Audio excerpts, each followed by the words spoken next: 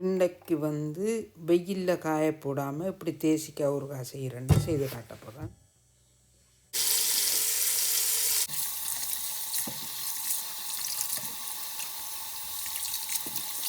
இந்த தேசிக்காய் எல்லாம் வடிவாக கழுவி ஒரு கொஞ்சம் தண்ணித்தன்மை இல்லாமல் வடிவாக துடைச்சி எடுக்க வேணும். ஈரத்தன்மை இருக்கக்கூடாது.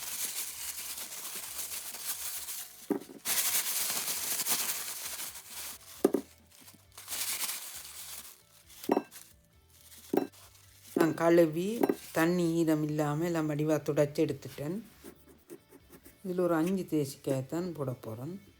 எங்களுக்கு விரும்பின சைஸ்களில் வெட்டி எடுக்கலாம். நான் 8 துண்டாக வெட்டி எடுக்க போகிறேன். இப்போ எல்லாம் வெட்டி எடுத்தாச்சுது. 2 தேசிக்காய்ன்ற புளியை புளிஞ்சு எடுப்போம்.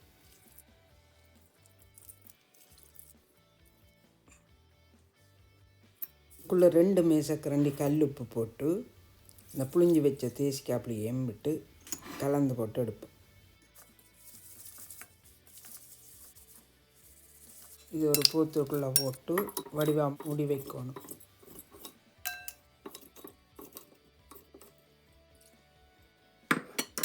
இப்படி மூடியால் மூடி வைக்கணும். கவனமாக இருக்கணும். இந்த கரல் பிடிக்காத மூடியாக இருக்க வேணும். இப்படியான மூடியெல்லாம் மூடக்கூடாது. இப்படி ஒரு துணியை போட்டும் கட்டி போட்டு வைக்கலாம். இடைக்கிட எடுத்து இப்படி குலுக்கி போட்டு வைக்கணும், எல்லாம் சேர்ற மாதிரி.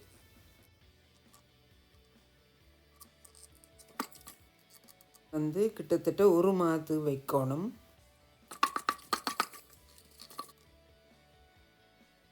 இது 2 கிழமை ஆகிட்டுது. இது கலரும் மாறிட்டுது. இப்போ ஒரு நல்லா குலுக்கி கலந்து போட்டு வைப்போம். இது 1 மாதம் ஆகிட்டுது. இனி அந்த ஊறுகாய் மசாலா தேவையான தேசிக்காய் அப்படி எல்லாம் விட்டு கலந்து போட்டு திரும்ப போட்டு வைப்போம். ஊறுகாய் மசாலா எப்படி செய்கிறேன்னு வீடியோவும் போட்டிருக்கிறேன்னு பார்க்குறேன்னா பாருங்கள். ஊறுகாய் மசாலா அப்படி இவ்வளோத்துக்கும் ஒரு 3 கரண்டி போட போகிறேன். நீங்கள் கொஞ்சம் கூடவும் போடலாம், முறைப்பு தேவையாண்டால். இல்லைன்னா கொஞ்சம் குறைச்சும் போடலாம். இப்போ இதுக்கும் ஒரு 2 தேசிக்காய் புளி புளிஞ்சு விடுறேன். ஏற்கனவே தண்ணித்தன்மை கூட இருந்தால் பேந்து விட தேவையில்லை.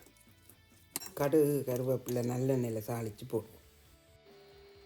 நல்லெண்ணெய் கொஞ்சம் கூட விட்டு கடுகும் போட்டு கருவேப்பிலையும் போட்டு தாளித்து சுட சுட அதுக்குள்ளே கொட்டணும். கருவேப்பிலை நல்லா முருகி பொரியணும். அதன் ஈரத்தன்மையால் போகணும்.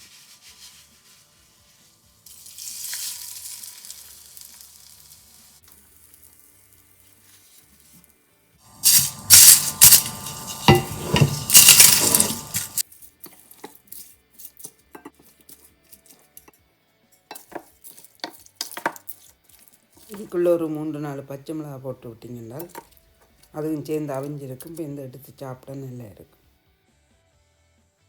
ஊறுகாய் எல்லாம் செய்து வச்சு இப்போ அதே போத்துக்குள்ளே திரும்ப போட்டு வைப்போம்.